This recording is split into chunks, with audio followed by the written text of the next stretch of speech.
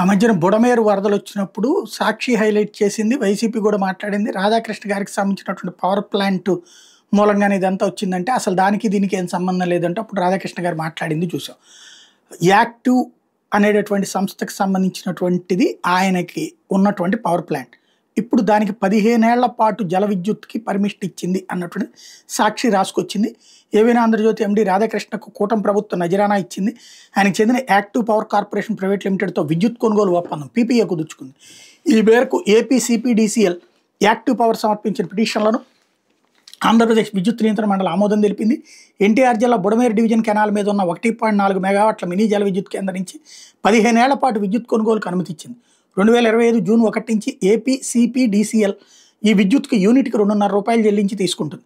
ఈ టారిఫ్ కూడా ముందస్తు ప్రణాళిక లేకుండా అవసరం కోసం ప్రత్యేకంగా ఇస్తుంది అడ్హాక్గా పీపీఏలో పేర్కొన్నారు. కాగా ఇటీవల బుడమేరు వరదలకి విజయవాడ నగరం అతలాకుతలం కావడానికి యాక్టివ్ పవర్ ప్రాజెక్ట్ కూడా ప్రధాన కారణం అంటూ సాక్షి రాసుకొచ్చింది.